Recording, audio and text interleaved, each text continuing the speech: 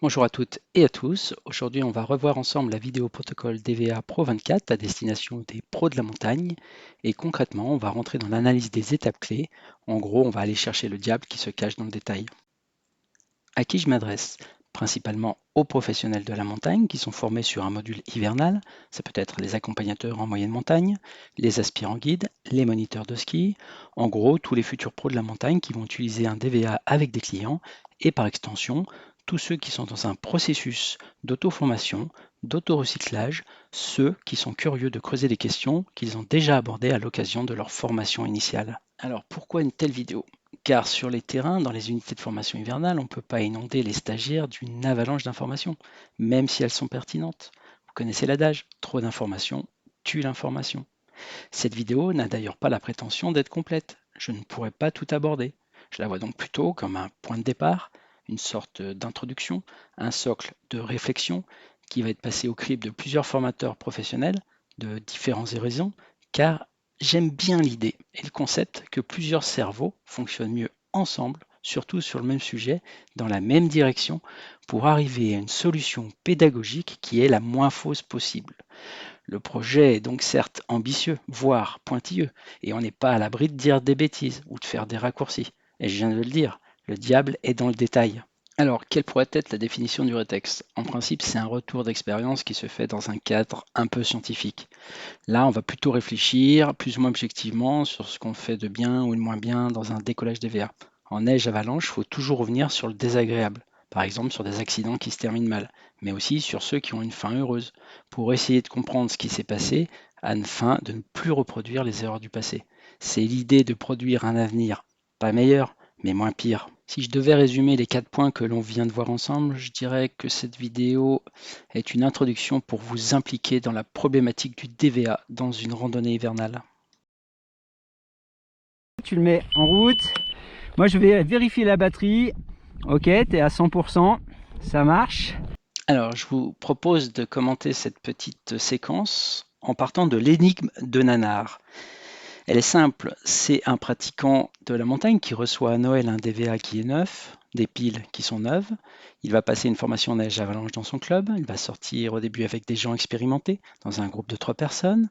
Il va apprendre à réaliser des bonnes planifications, prendre la météo, le BERA, regarder sur Skitour les sorties récentes.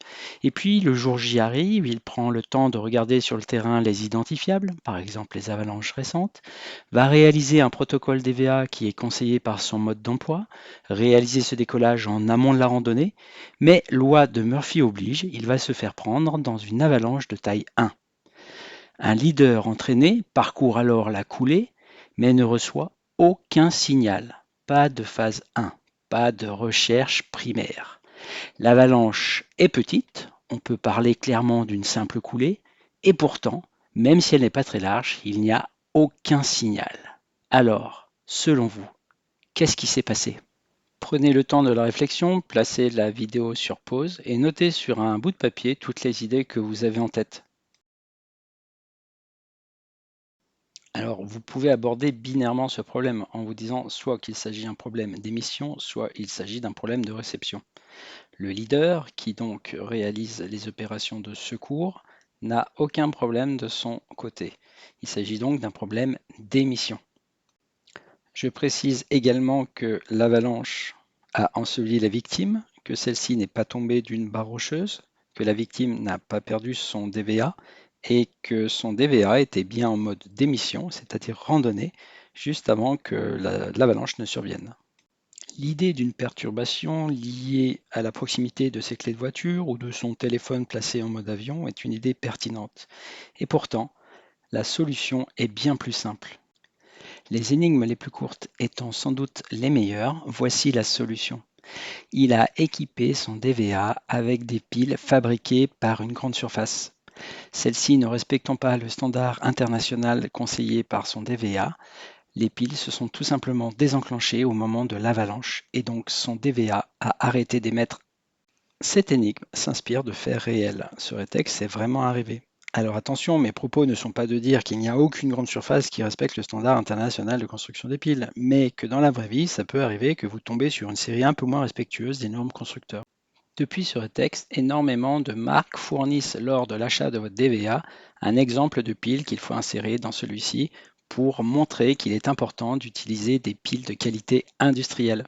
Au sujet du rétexte, je voulais vous rassurer, l'histoire s'est bien terminée puisque 3 autres personnes sont arrivées sur l'avalanche et ont pu aider les 2 autres à réaliser un sondage en ligne dit à effectif réduit pour sortir l'avalanché de son cocon de neige. Retour à notre vidéo. À l'occasion de la première mise en tension du DVA, on peut profiter de cet instant pour demander au client quel type de marque de pile il utilise pour son DVA.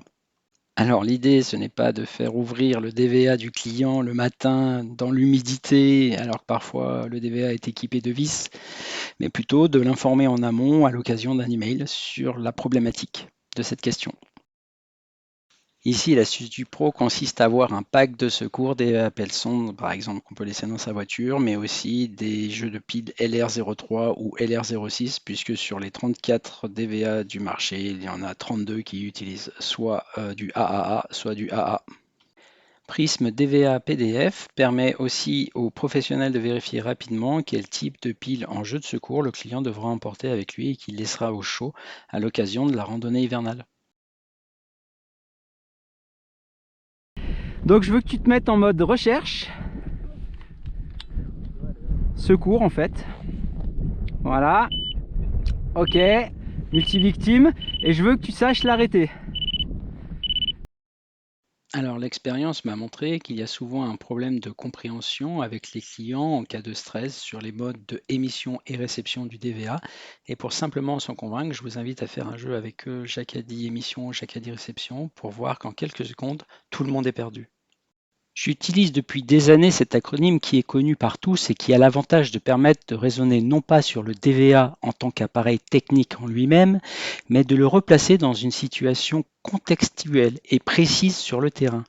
Par exemple, l'image du secours de l'appareil tenu dans la main en train de chercher une victime est pour le cerveau humain une situation facile à se représenter. Des clients m'ont avoué que le mot-clé émission leur faisait plutôt penser à l'émission télé qu'ils regardent le soir après une journée de travail, c'est-à-dire non pas à une donnée technique d'un appareil, mais à une situation de détente pour le cerveau. Quant au mode randonnée, l'ANENA nous apprend que les pratiquants de la randonnée à ski sont particulièrement bien équipés avec le triptyque DVA Pelsonde. En répétant ce terme, j'espère que les pratiquants de la randonnée en raquette se sentiront désormais concernés par cette problématique. Et, de la même façon, le mode randonnée rappelle aux skieurs hors-piste qui pratiquent le petit hors-piste à proximité de la piste d'Amé qu'ils devraient davantage se considérer comme étant dans la situation d'un skieur de randonnée plutôt qu'un pratiquant qui évolue dans un environnement sécurisé par un PIDA. Et pour eux, on sait encore que la marge de progression pour les équiper correctement est énorme. Enfin, la dernière lettre du RSA invite les participants à regarder comment s'éteint le DVA, comme par exemple le client du gauche qui pourra observer comment le client de droite éteint le DVA d'une marque concurrente.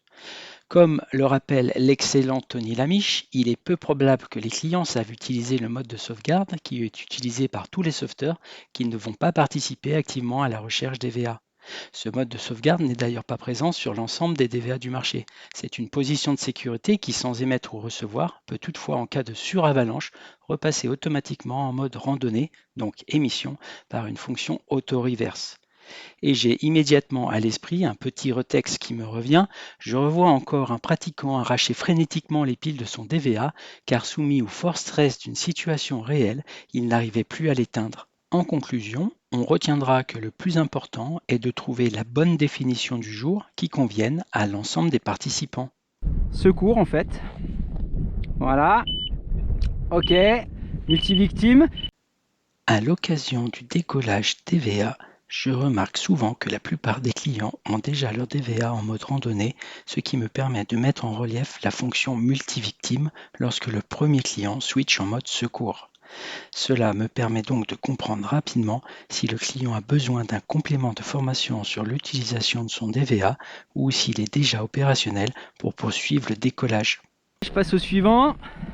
Donc tu vas l'allumer devant moi. Je regarde le pourcentage de pile. Tu es à combien? 60. 60%. Ok, on va se regarder sur le mode d'emploi si on peut partir en randonnée avec aussi peu de batterie. Pas de souci. Plus le risque de béra est élevé, plus on est dans une journée froide ou une randonnée longue et plus on doit veiller à bien vérifier que le pourcentage de charge des piles est élevé. À minima, on se réfère toujours au mode d'emploi du DVA. En effet, plus les piles arrivent sur leur fin de vie et plus le risque de dysfonctionnement augmente, laissant donc la place à la fameuse loi de Murphy. C'est pour cette raison que personnellement, je ne pars pas sur le terrain avec un DVA qui ne possède qu'une seule pile. Car si celle-ci a un vice caché, le DVA pourrait alors s'arrêter d'émettre sans que j'en sois averti. Petite expérience toute simple à réaliser, mettre votre DVA en mode randonnée tout en laissant le compartiment des piles ouvert, puis retirer l'une des piles. Est-ce que pour vous le DVA s'éteint immédiatement sans émettre aucun son?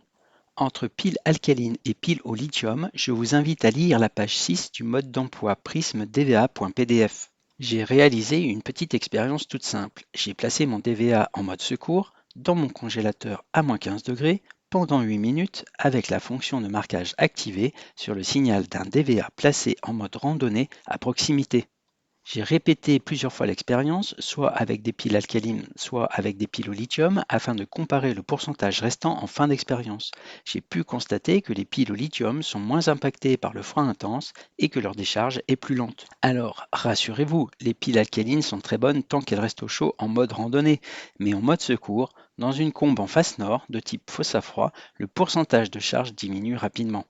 Tel n'est pas le cas avec les piles au lithium. Vous pourrez constater par vous-même que c'est bien le froid qui impacte les piles alcalines, puisqu'en remettant le DVA au chaud pendant quelques minutes, on constate alors que le pourcentage des piles alcalines remonte. En conclusion de cette étape 1 sur la vérification des fondamentaux, je me permets d'aborder une question qui revient régulièrement. Pourquoi parle-t-on de décollage DVA?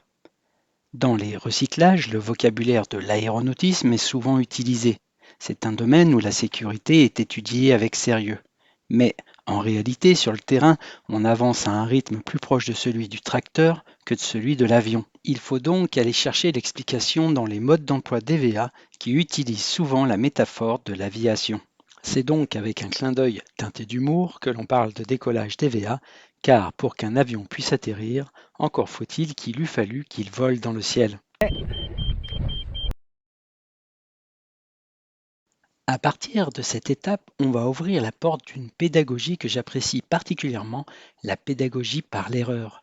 Elle est bien plus douce que la podocuthérapie et surtout, elle permet de mettre au cœur de l'apprentissage le tâtonnement expérimental, notion qui est chère à Jean-Pierre Astolfi. Regardez à nouveau l'étape 2 du protocole DVA et notez sur une feuille les erreurs que vous pouvez observer. Certaines sont désirées et assumées en tant que partie inhérente de l'apprentissage et d'autres relèvent plus de la coquille pédagogique due à un biais cognitif. À partir de là, l'erreur ou la faute que l'on observera sera analysée soit avec le prisme de la docimologie, c'est-à-dire la science de l'évaluation et du traitement de l'erreur, soit avec le prisme juridique, voire judiciaire de la faute simple ou pire, de la faute caractérisée. Donc là, je vais mettre ici. Si le professionnel compte utiliser uniquement le mode check group à l'occasion de l'étape 3 consacrée au double check, il est alors impératif qu'à ce stade, il passe en mode secours pour contrôler le mode multivictime.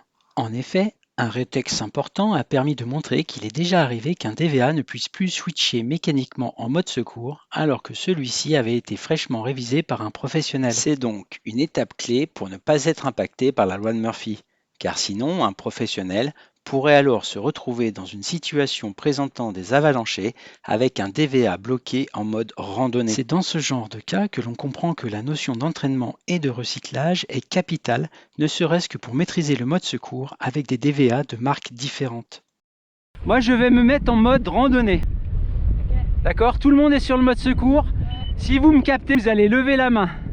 Levez un bras, alors voilà, levez un bras. J'ai inventé cette astuce de faire lever un bras en l'air dès l'hiver 2007-2008, à une époque où la multiplication des ventes de DVA d'occasion inondait le terrain avec le constat que ces DVA, souvent non vérifiés par les constructeurs, présentaient des défauts importants en mode secours. Gardez le bras en l'air, donc je mets mon DVA comme ceci. À votre avis, pourquoi je tiens mon DVA en mode randonnée à la verticale alors que les clients le tiennent à l'horizontale en mode secours?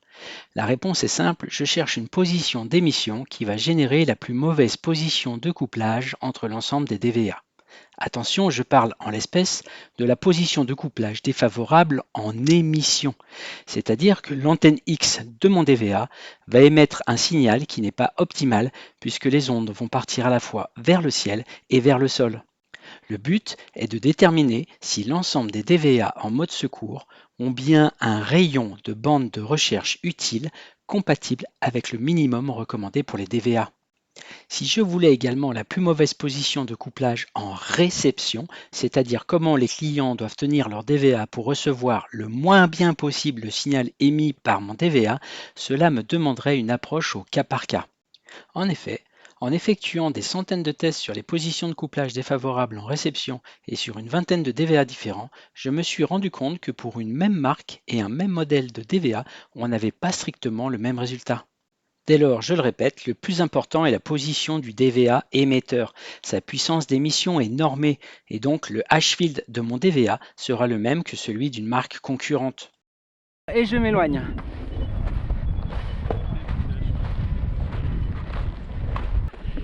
Ok. En s'éloignant de 15 pas, je cherche simplement à vérifier que l'ensemble des DVA reçoivent bien le signal dans un rayon de bande de recherche utile. En recherche primaire, le principe est que tout DVA doit pouvoir capter un signal à un minimum de 30 mètres. Or, la bande de recherche utile correspond sur le terrain à un cercle de 30 mètres de diamètre. On sait qu'un diamètre est égal à 2 rayons, il est donc suffisant de s'éloigner de 15 mètres. Au final, retenez simplement que si un client baisse le bras alors que je m'éloigne de seulement 15 mètres, cela veut dire que son DVA n'est pas capable de recevoir l'émission de mon DVA et que donc techniquement son DVA, à cet instant T, ne possède pas la bande de recherche utile minimum recommandée pour sortir en sécurité. Donc, si je suis enseveli sous la neige et que le client doit venir me chercher avec son DVA, ça va mal se passer pour moi. Conclusion, le DVA, c'est un instrument de secours et il doit être opérationnel. Donc, si vous tenez à votre propre sécurité, les clients doivent rester le bras levé. On pourrait aussi déterminer le rayon de bande de recherche utile maximale en marchant jusqu'à ce que l'ensemble des clients baissent le bras. Concrètement, cela reviendrait à vérifier sur le terrain ce que les constructeurs de DVA appellent la largeur de bande de recherche. En 2024, certains constructeurs communiquent sur une largeur de bande de recherche de 80 mètres. Dès lors, pour sortir du diamètre de leur bande de recherche utile maximale de réception, vous l'avez compris, il va falloir beaucoup marcher. Alors, c'est très beau sur le papier, mais dans la réalité, si vous êtes enseveli et que la neige a percolé, par exemple à cause d'une forte TEL, teneur en eau liquide, on se rend compte que cette largeur de bande de recherche est bien inférieure à celle annoncée par la publicité. Pourquoi ? Sans doute parce que certains constructeurs communiquent toujours sur leurs meilleurs résultats. Et ça sera le cas s'ils positionnent les DVA dans la position de couplage en émission et en réception dans la configuration la plus favorable possible, c'est-à-dire dans la meilleure position de couplage des DVA. En obtenant cette portée maximale, le chiffre de la largeur de bande de recherche peut dépasser 60 mètres. Sur le terrain, seuls 2 sont opérationnels en mode secours. En mode randonnée, il existe 4 positions de couplage idéales, donc cela nous donne un maximum théorique de 8 combinaisons possibles. Mais dans la vraie vie, sous l'avalanche, en émission, c'est rare que l'on se retrouve dans l'une de ces configurations. Question. Doit-on évaluer sur le terrain la bande de recherche utile maximale? Oui et non. On peut le faire pour soi-même, pour suivre dans le temps les performances de son DVA. On peut le faire une fois entre stagiaires pour comparer pédagogiquement les distances maximales de captation, pour matérialiser sur le terrain à quelle distance on va recevoir le premier signal en recherche primaire, mais en réalité, je déconseille fortement de faire cet exercice avec des clients. Pourquoi? Premièrement, car vous allez vous retrouver à une distance telle que la voix ne porte quasi plus, et si vous devez mettre à jour des consignes, les clients ne pourront pas vous entendre. Deuxièmement, pour réaliser un tel exercice, cela demande d'avoir un site adapté en longueur, ce qui est rarement le cas au départ d'une randonnée. L'éloignement fera aussi que l'exercice va s'inscrire dans la durée au niveau du temps perdu. Troisièmement, et c'est sans doute l'argument le plus important, cela va générer une source de stress inutile entre les clients. Par exemple, le client de gauche va se demander pourquoi le bras du voisin de droite est encore levé et donc s'interroger sur la piètre qualité de son DVA. Enfin, quatrièmement, en étant aussi éloigné, les informations reçues ne sont pas toujours très claires, donc non pertinentes. Par exemple, parfois le client va baisser le bras puis le relever 2 secondes plus tard, alors que pourtant le leader continuait de s'éloigner. Allez, un petit exercice pour voir si on a tout bien compris. Vous tenez votre DVA à la verticale, vous vous éloignez de 15 pas, vous vous retournez, mais l'un des clients a le bras baissé. Vous lui dites quoi? Surtout pas que son DVA est défectueux, car la conclusion serait bien trop rapide. En effet, il est peut-être victime d'une perturbation électromagnétique. Cette notion est majeure à comprendre. On sait qu'en mode secours, il faut tenir son DVA à plus de 50 cm de tout élément perturbateur. Oui, mais s'il a le bras tendu, il est donc loin de son téléphone, de sa GoPro, de sa plaquette de chocolat emballée dans du papier alu.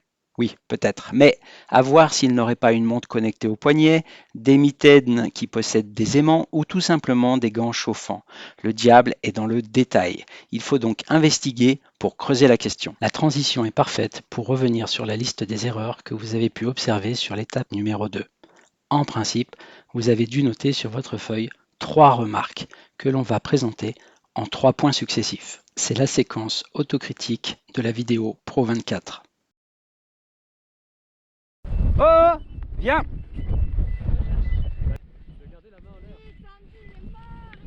Va doucement, va doucement. Donc là, je vérifie que tu me captes. Lorsque je demande au premier client de venir me rejoindre, il est censé expérimenter la recherche primaire, puis la recherche secondaire en suivant les flèches indiquées par son DVA. Or, on voit clairement sur la vidéo que le premier client va tout droit. Pourtant, la consigne qui avait été donnée était simple: observer et suivre les indications de l'écran de son DVA.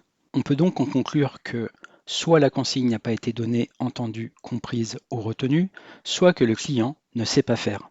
En l'espèce, il y avait à proximité de nombreux pratiquants équipés de DVA en mode randonnée. J'ai neutralisé l'exercice et donc demandé au client de ne pas réaliser cette étape. D'accord, mais au final, est-ce important de vérifier sur le terrain que les clients savent se servir correctement de leur DVA? Si vous tenez à votre vie, sans doute, mais on peut aller encore plus loin dans l'analyse et glisser sur le terrain judiciaire. Un important colloque sur le traitement judiciaire des risques en montagne s'est déroulé le 22 mai 2023 à Chambéry. Le lien YouTube de celui-ci est en description de cette vidéo. Plusieurs informations majeures sont données. Madame Mélanie Loridan, substitut du procureur de la République près le tribunal judiciaire de Bonneville, explique que dans le cadre d'un accident impliquant des victimes dans une avalanche, des questions vont être posées. Est-ce que tous disposaient d'un détecteur de victimes d'avalanche? Est-ce qu'ils étaient en marche? Est-ce que le guide a pris soin de les vérifier? Ce sont des éléments qui sont vérifiés immédiatement par le service de secours et enquêteurs.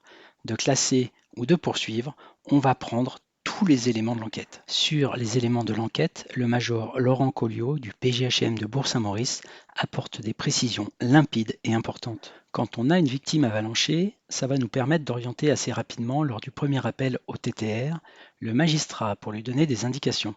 Comment on a retrouvé les victimes? Est-ce qu'elles sont potentiellement décédées immédiatement consécutivement à l'avalanche, c'est-à-dire polytraumatisées? Ou est-ce qu'il y a eu un moment, une survie dans la durée dans l'avalanche? Ça va avoir une influence. Soit le DVA n'était pas fonctionnel, soit il n'était pas présent. Est-ce qu'il y a un lien direct entre le décès de la personne et le fait qu'on n'ait pas pu la retrouver?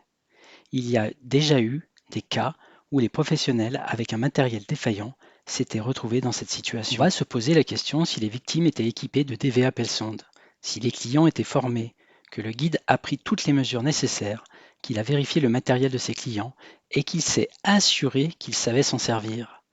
On pourra se poser ultérieurement la question de savoir si une formation est pertinente quand on a des clients à la journée, à la demi-journée, sur plusieurs jours. Ce sont toutes des questions que l'on peut se poser quand on fait de la conduite de groupe, et c'est en tout cas des questions que nous, en tant qu'enquêteurs, on ira poser aux témoins et aux victimes survivantes. L'idée, c'est de toujours éclairer le magistrat pour savoir s'il y a une corrélation entre le décès de la victime et un éventuel manquement ou imprudence. Est-ce que le professionnel a pris toutes les diligences nécessaires? Enfin, Madame Sophie Mauboussin, substitut du procureur de la République près le tribunal judiciaire d'Albertville, aborde les suites judiciaires sur les sanctions possibles sur l'homicide involontaire. En fonction des circonstances aggravantes, il peut y avoir toute la série de peines complémentaires qu'on peut avoir, qui sont des interdictions même définitives d'exercer la profession qui a permis la commission de l'infraction. Si vous êtes un professionnel, je vous invite à regarder ce colloque en entier. Les propos sont toujours pertinents et de très haute qualité. Il est normal que l'ensemble de ces propos puisse vous effrayer. C'est toujours le cas lorsqu'on a un métier de responsabilité.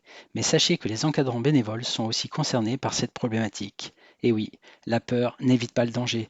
Et plutôt que de céder à la facilité en faisant la politique de l'autruche, il faut, au contraire, garder une vision critique et travailler sur nos points faibles.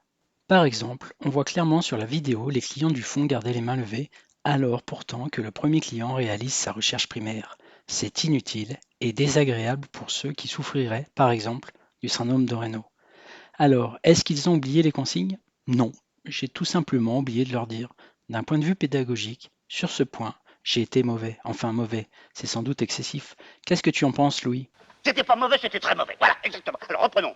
Bon, il y a sans doute plus grave. Surprise, horreur et putréfaction, le contrôle DVA est réalisé au sommet d'une montagne, juste avant la descente. Les clients seraient-ils montés sans que le professionnel ait vérifié leur DVA? Attention, pas de conclusion hâtive. Le tournage s'est déroulé au sommet, certes, mais c'était simplement une volonté délibérée d'avoir de bonnes conditions de lumière. Le film est réalisé bénévolement, sans budget, et je suis dans l'optique de faire ce que je peux, pas ce que je veux. Je vais faire semblant d'avancer. Comme quoi c'est tout truqué ces vidéos. N'oubliez pas qu'on peut réaliser ce décollage DVA après une nuit passée en refuge. Et puis, beaucoup de modes d'emploi recommandent de faire un test DVA avant une descente. C'est personnellement ce que je fais après la pause de midi. Pourquoi? Il peut arriver que des clients éteignent en douce leur DVA pour économiser des piles. D'autres font joujou avec leur téléphone, ce qui change la carte des perturbations électromagnétiques. À mon sens, réaliser l'étape 3 peut être utile pour vérifier, à l'occasion de ce contrôle double check, que les DVA sont bien toujours allumés et en situation de non-perturbation électromagnétique. Vous l'aurez compris, le double check est une étape majeure. Le point. Donc là je vérifie. Je suis à 7, donc ça me paraît entre 7 et 9, ça me paraît correct. En 2014, un Retex fait voler en éclats pas mal de certitudes que je pensais gravées dans le marbre. Un professionnel est en train de marcher la nuit avec son groupe quand soudain, son DVA qui était en mode randonnée switch de son propre chef en mode secours. Intrigué, le pro regarde alors son écran, le multivictime s'affole. Et plusieurs de ses clients sont victimes du passage automatique de leur DVA du mode randonnée au mode secours. Théoriquement, c'est impossible, puisqu'il n'y a pas eu d'action manuelle, donc mécanique, sur le DVA. Informé par l'anecdote et curieux de savoir si ce n'était pas une soirée trop arrosée qui aurait pu expliquer l'impensable, je me rends sur place et j'arrive à reproduire l'expérience. Enfin, quand je dis j'arrive, je ne fais strictement rien, mon DVA switch en mode secours et bip dans tous les sens, alors que physiquement, je ne l'ai pas touché. Je lève la tête et au-dessus des PCA, j'aperçois sans doute l'origine du problème. Je me trouvais à proximité d'une antenne relais de téléphone 3G. Je fais remonter le rétexte, mais pas de réponse du fabricant à mes emails. J'en déduis 3 choses. Avoir des certitudes dans le monde de la neige et des avalanches, c'est être la proie des angles morts de la conscience. Que la règle de se tenir éloigné, en mode randonnée, de toute source de perturbation électromagnétique d'au moins 20 cm est une règle qui a des exceptions. Manuel Gunschwein recommande actuellement qu'une personne qui déclenche un secours avec son smartphone doit se tenir éloignée d'au moins 50 mètres d'une personne étant en mode secours avec un DVA. Enfin, qu'il faut sans doute intégrer cette problématique dans les décollages DVA. J'ai tâtonné 2-3 ans pour au final retenir cette astuce empirique du double check. Le terme fait penser à un deuxième contrôle, ce qui est le cas, et intègre également un élément de team building, se checker physiquement avec le client. En l'impliquant dans ce processus, il devient acteur de sa propre sécurité. J'ai donc laissé tomber l'astuce du bras tendu car, ne faisant pas de politique, je n'ai pas le bras assez long, pour toutes les situations en tout cas. Mais sur le terrain, ce double check me permet de m'adapter à chaque fois et ce, sans rentrer dans la sphère intime de mon client. Une perturbation électromagnétique d'un DVA, c'est quoi? C'est la capacité qu'a un objet de créer une perturbation que l'on va nommer interférence. Or, les familles d'interférences peuvent être d'origine nombreuse et variée.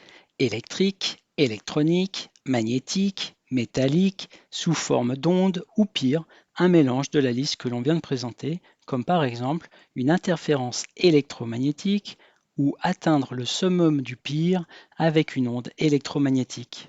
Attention, quand on parle de perturbation électromagnétique, on fait une grosse simplification en faisant tenir l'ensemble des familles d'interférences sous une seule et même appellation.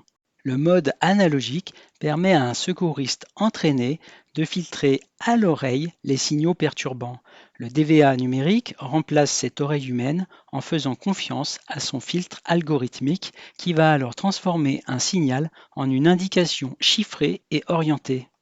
Et c'est là le problème avec une onde électromagnétique. Le DVA numérique reçoit une véritable onde qui peut être de 457 kHz, qu'il ne pourra donc pas filtrer, au risque sinon de passer à côté d'un vrai signal DVA. Ce tableau est donc imparfait, car il faudrait intégrer également la puissance du H-field perturbé. Je n'ai pas le matos pour le faire proprement. Mais on sait grâce à certains constructeurs qu'une interférence sur un DVA en mode randonnée peut perdre jusqu'à moins 50% de portée maximale de son signal H-field. Le but de ce double check au final, c'est quoi? Simplement de vérifier le bon fonctionnement du DVA alors que le client est en situation de randonnée. Pour y parvenir, le DVA doit être en position émission, au chaud, sous une couche de vêtements, et le client ne doit plus y toucher. S'il tient le DVA dans la main au moment où le pro passe devant lui pour faire son check group, on risque de manquer une chance de détecter une perturbation électromagnétique. Pourquoi? Car on comprend facilement qu'en glissant, après le contrôle du pro, son DVA dans la mauvaise poche, que des sucreries au goût d'aluminium pourraient perturber, voire bloquer la puissance du signal de son DVA. C'est donc pour cela qu'il est pertinent de contrôler le DVA du client en situation de randonnée en se situant physiquement dans une fourchette comprise entre 70 cm et 1 mètre de celui-ci. En adoptant cette distance de contrôle, on est en mesure de savoir si un problème électromagnétique est en cours, car plus le signal est perturbé en émission, plus il faudra se rapprocher de son client en réception pour le capter. C'est logique puisque le DVA émet moins bien. Le mode check group du leader est donc particulièrement adapté pour réaliser cet exercice. Même si les modes d'emploi recommandent de garder une distance de 3 mètres entre les clients, j'ai pu observer sur le terrain que 2 mètres étaient largement suffisants en conditions minimales d'espacement. Ce mode check group est un mode spécifique qui permet de contrôler les fonctions primaires du DVA, qui est en mode randonnée. Il va vérifier l'onde de 457 kHz, sa temporalité, donc c'est-à-dire la durée du bip, le temps de pause et la période.